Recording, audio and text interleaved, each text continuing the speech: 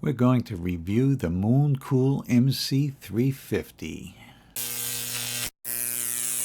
Alright guys, this is the Mooncool MC 350.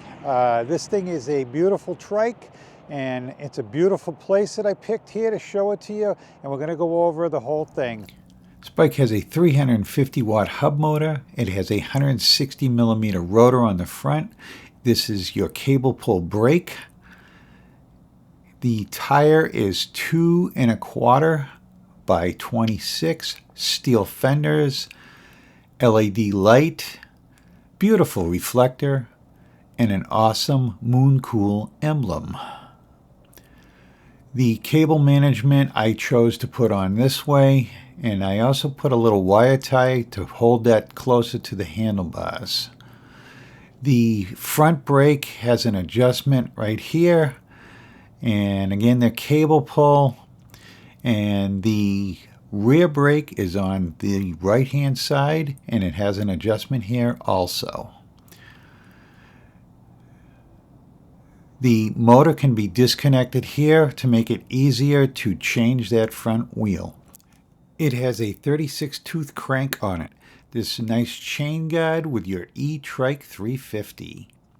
Here's your battery here. It's got a little gauge. You hit the button and it lights up. The wheels on this bike are 26 by 2 1/4 and 24 by 1 3/4. This is your drive wheel on the right hand side. The basket on this bike is 16 by 16 at the bottom and 18 by 20 on the top. The wheels are 27 1/2 to the outside. It'll go through a 30-inch door, guys, because of this little cap on the edge on both sides, make it a little bit wider. The battery here can be turned on and off with this key here. You can take the key right out of it and the bike will be locked up. So here's the optional seat on this bike. Very nice seat. It has a breathe hole in it to make it a little bit cooler. Also, there's adjustments on the rear of the seat. You can make it go up and down. This can be bought while you're buying your trike at Mooncool. The housing down here has the controller in it, and you charge it with this port here. You can have it on or off the bike. The bike has very comfortable hand grips, and they feel very nice. There's the thumb throttle right here, and now here's your screen. I'm showing you the different passes on it on the side here. Very colorful, very nice. I like it. The bell, you hit the bell to let people know you're coming. This is how you shift. This is, going up on your gears, and that's going down on your gears. All right, guys, so shifting's really easy. We have gone over this bike. Now we're going to take this thing out for a ride, and you're going to see me riding on this bike. I did this video with my drone so that you could see me riding it. And these things handle really good, guys. They're nice and solid. Just got to remember on the corners, you've got to counterbalance, and you'll be safe and slow down a little bit. So I'm actually getting pretty good at it. So this is going down the road at about 15 miles an hour. That's top speed on this thing when you're in past 3. It's a lot of fun, and I get down here and I hit the rail trail just so that you can see this thing going on a dirt road. Worked very well. The tires being 2-inch probably would have been better if it was the fat tire one or the other TK1, which has 3-inch tires on it to absorb some of the bumps, but this worked fine. It's up to 15 miles an hour, and that's about it, but that's all she's meant for, so. But it does it real well. You put it in pedals history and the thing takes right off. So this is the road I normally go down, guys, so I'm sure it looks familiar to you. But this thing has actually got a little bit of a bike lane, so that's a big plus. But this thing's not bad. I like it. It's fun. I've had a lot of people asking me about it already. Everybody wants to know about it. That's a good thing, I guess. So, giving out some cards. Maybe I'll get some new subscribers out of it. So we got 3/4 of a battery left, and we've gone 4.5 miles, but I'm in 3. I like 3 because you know me, I like to go faster than not. So there's a corner. As long as you counterweight, it goes right around it, but you got to counterweight. Got to figure out what it's got to be the fender noise. It is the fender. It's hitting the tire a little bit. That's easy enough to fix. I also got, like I said, I've got a fix for making these fenders quieter with the, I get it on Amazon, of course. It's meant for corners for like children, to protect them from hitting themselves on a corner. But it works good on the insides of the fenders. It's clear and you can't even see it. And I stick them on all my metal fender bikes, so I think I need to get some more to do the trikes. I'll be testing these trikes out in New Hampshire with hills and busier roads. We're gonna see how that goes. Look at that old Falcon over there. Looks like a 64 or 5.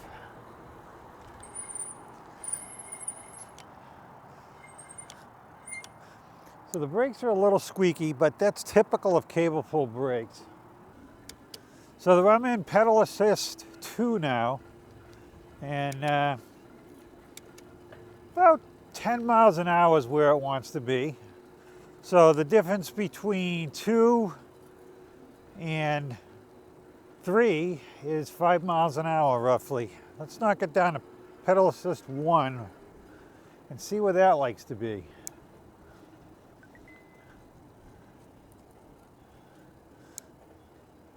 So I'm going up the gears here. Looks like, so 1 is around 7 miles an hour. That's a nice comfortable canvas for me at 7 miles an hour. But this is a very controllable bike, guys, as far as no one would have problems with this being too, you know, aggressive taking off. So, you know, honestly, the 350 motor, I don't know, doesn't seem too bad at all. I mean, considering these things are limited to 15 miles an hour, it seems adequate. I don't know what the Newton meters of torque is on this thing. I'll have to look it up. Because, I mean, the Newton meters and torque is important to me because I got to climb hills, so.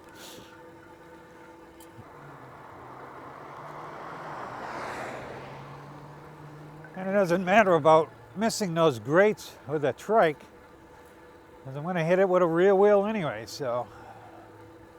But yeah, I'm in 3 now, and I'm at 15 miles an hour. Very comfortable. I like it. I probably use these in 3 a lot.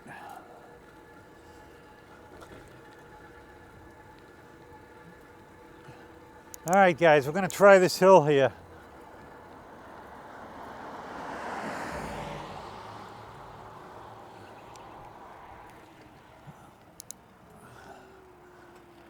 All right, I don't think, no, it's going up, but it's in 4. I'm not going to try it because it is, it's around 4 miles an hour, but it was going up the hill. I don't know how healthy that is for the bike. So I'm pedaling right now. I'm pedal assist 3, and I'm at 6, 7 miles an hour, going up to 2nd gear, going up to 3rd gear. We're at 10 miles an hour. And like I said, guys, it goes up the hill. So roughly, call it 8 miles an hour on an average going up that hill. But I didn't even know whether or not we could make that hill, so I'm impressed. I tell you, I get this little noise out of the fender in the rear here, and this quiet bike, the motor's real quiet on it. You can barely hear the thing going. Very comfortable ride. Other than the fact that you feel every bump. So we're going to try throttle. We can throttle up to 15 miles an hour. Kind of easy to lock that rear tire if you hit it hard.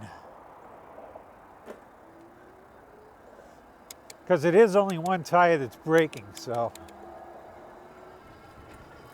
we've almost logged 6 miles on this bike. In a matter of seconds, we'll be at 6 miles. 6 miles. Actually hitting the brakes harder than I should because I'm trying to bed them.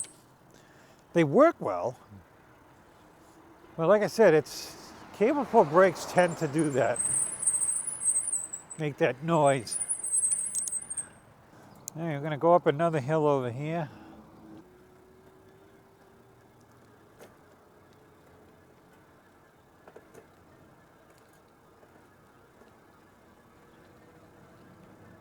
I'm going to do a little bit of adjustment on that derailleur.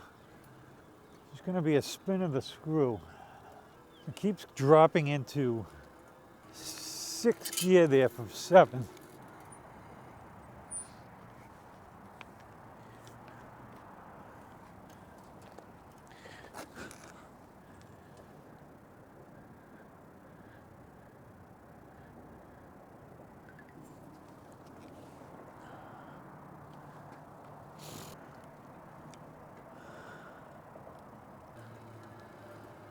Just to turn that screw on that derailleur, see if it made a difference.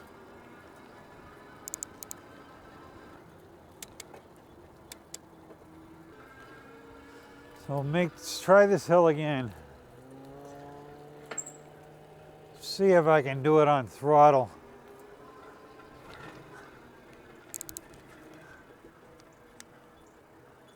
Now the throttle's, it's doing it at 5, 4, 3. Nah, I'm not gonna force the motor, so. It does it no problem when I'm pedaling now. So I can actually, I'm in 3rd gear now, 4th gear, 10 miles an hour, 9 miles an hour. So the more you get to ride this thing, the more used to the way it handles you get. I feel pretty good on it now.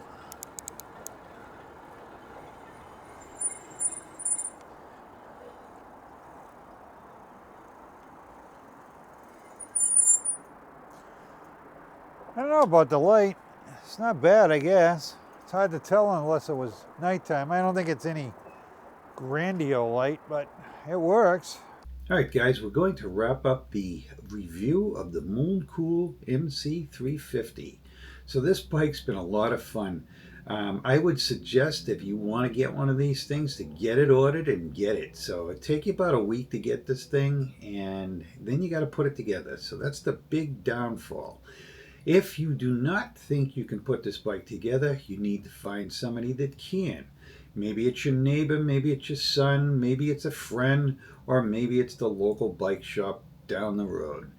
So I would guess if the bike shop was willing to put the bike together, I would talk to them first. And if they were, I would think it's probably going to cost you $200 or $300, and I'm guessing. But I know it was 3 hours worth of work for me to do it, so it's going to be 3 hours for them to do it. I'm assuming they're probably going to get $100 an hour roughly. So that's where I'm coming up with my figure.